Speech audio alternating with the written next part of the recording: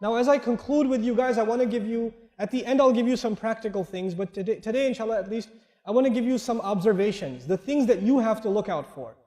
The thing we want out of Ramadan, for the goal of fasting is taqwa. The goal of fasting is taqwa. The goal of Ramadan is three things: to complete the 30-day training, to declare the greatness of Allah, and to be grateful. لِتُكَبِّرُوا اللَّهَ عَلَى مَا هَدَاكُمْ, right? لِتُكْمِلُوا الْعِدَّةَ لِتُكَبِّرُوا اللَّهَ عَلَى مَا هَدَاكُمْ وَلَعَلَّكُمْ تَشْكُرُونَ. Three goals of Ramadan itself. But now I want to tell you what the real threat to your taqwa is in countries like the one you live in.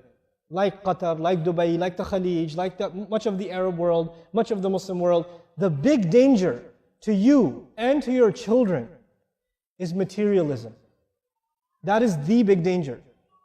Your children and you are becoming obsessed with the car, with the brand name clothes, with the brand name phone, with the gadgets, with the new movie, with the new song download.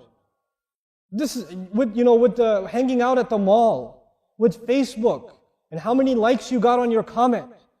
You're getting obsessed with these things. Your entire life only means these things, nothing else.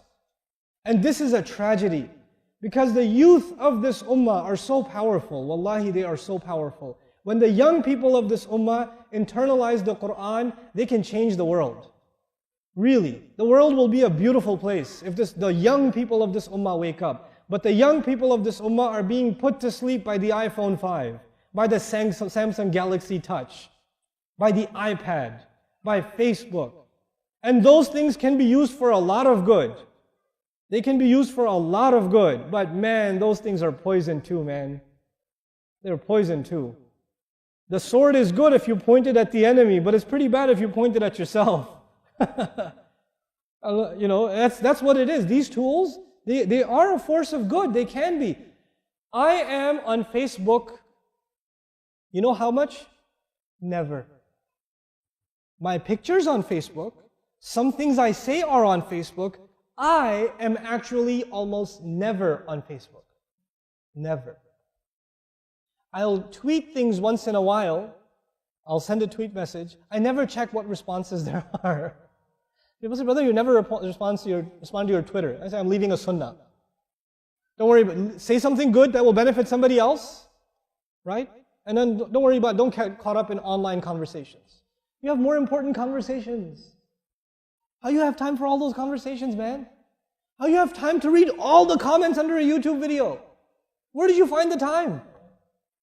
Where did you find the time? I'm shocked.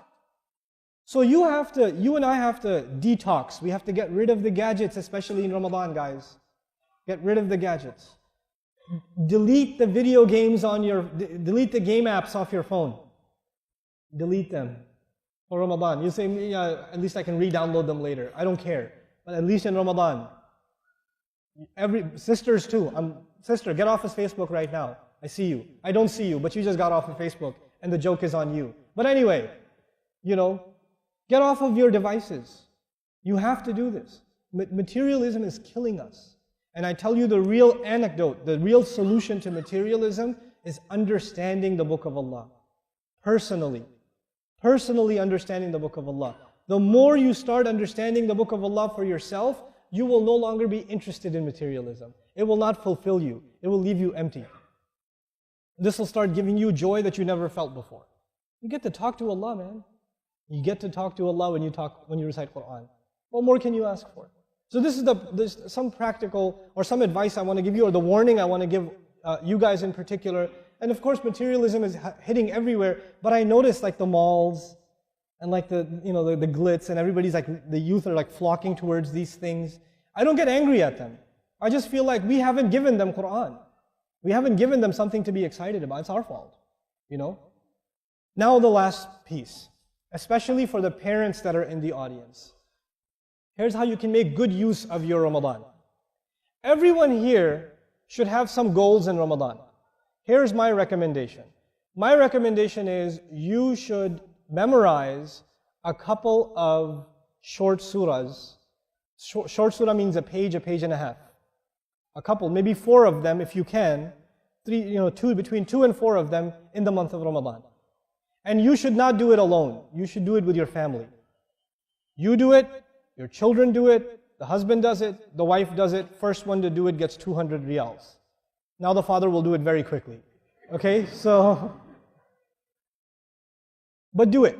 Memorize Quran as a family. Memorize Quran as a family. Make it a family project. We're all going to memorize this surah. It's a beautiful thing when a family gets together to get closer to Allah's book.